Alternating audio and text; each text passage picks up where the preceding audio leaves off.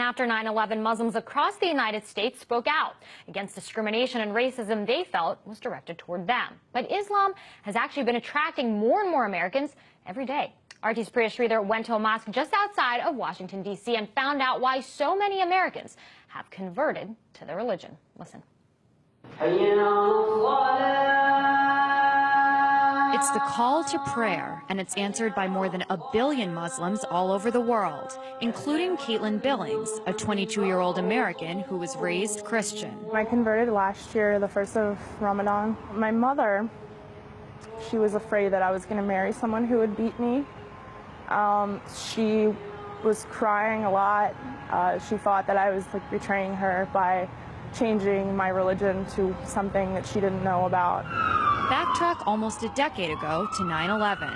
Today, our fellow citizens, our way of life, our very freedom came under attack in a series of deliberate and deadly terrorist acts. President Bush waged a war on terror, targeting extremist Muslims who were labeled as terrorists.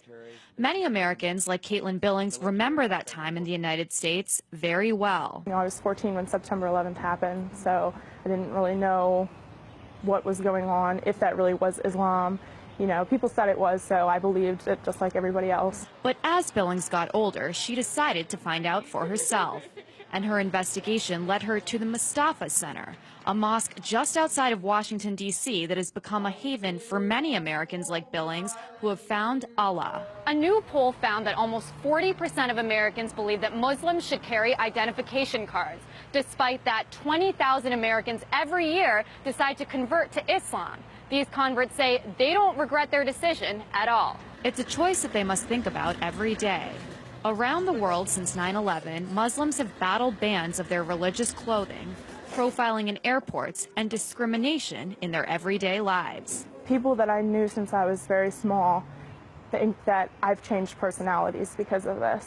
They don't see past the scarf. They just see the fact that I've changed. After joining a class to learn more about Islam, Carl Dodge also decided to become a Muslim. One of the big jokes that I've always made is before I actually sat down in the class and opened my Quran, everything I knew about Islam I had learned from CNN, you know? And a lot of people are like that. So and there were some negative reactions. And when it comes to the mainstream media, the depiction of converts can be somewhat extreme. The Pakistani officials have arrested Adam Gaddan. This is the American-born spokesman for al-Qaeda. Fox's work. First, there was John Walker Lind, the Californian who converted, joined the Taliban, and ended up fighting with them in Afghanistan. And then more recently, it was Jihad Jain, the blonde-haired, blue-eyed convert who allegedly recruited people to wage violent jihad.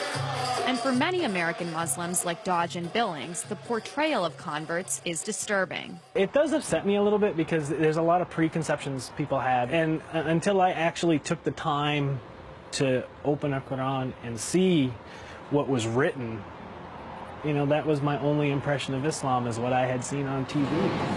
And in the United States, they say a culture of Islamophobia just doesn't make sense. It's a right to practice your religion. That's what this country was founded on. Not only, you know, is it supposed to be that way here, this country was founded on those principles. That's, you know, people that started this country were fleeing religious persecution. I just had somebody ask me the other day, oh, so are you against America now? And it's like, okay, I'm a U.S. veteran as well. I served in the U.S. Navy. And so I do believe in this country. I volunteered to defend this country. I volunteered to, you know, stand up for what the Constitution says. No matter what unfolds around her, Billings says she's proud to be a Muslim. If no one in the world wants to talk to me and be my friend, I still don't regret it. You know, I am completely happy right now. Happier than I've ever been in my entire life. A happiness that might not make sense to those around her. Priya Sridhar, RT, Annandale, Virginia. And Priya joins me now for more. So Priya, how did the converts in your story, how did they feel about this whole, mosque controversy, the burning of the Quran? Because we talked about how Muslims all over the world feel about it, but what about those here in the United States, especially those who actually converted? I mean, they're angry about it just like most of the Muslims in the United States. And, for them, converting to this religion, they had to change their lifestyles a lot. They pray 5 times a day, as you saw in my story. They wear headscarves. So for them, because of all these transitions, they have grown into a community where most of their friends and their family members, a lot of them have married Muslims as well. So, they're more sympathetic, and they feel that, most of these actions, the people who are against the mosque near Ground Zero, or the pastor who was planning to burn those Qurans on 9/11, are speaking because they're misinformed, which is another kind of topic that I mentioned in my story as well. That's right. I mean, a lot of them had said, look, I saw one thing in the media, but I wanted to find out for myself, so I picked up a Quran. I want you to just elaborate a little bit more on that. Well, Dina, I think an important thing to remember is that, although this country is supposed to be a melting pot and it's supposed to be very diverse, that only happens in certain cities, in different regions of the country. There are places in America where people literally have never met a Muslim person before. So their only kind of perceptions are shaped by the media and what they see on TV. It's just like the way people on the other side of the world have certain impressions of America because of what they see on TV. So for them, all they saw was these wars in the Middle East, these very extremist Muslim terrorist groups. And then, what the American media said about converts wasn't helpful as well. You saw Jihad Jain, you saw Adam Gadon.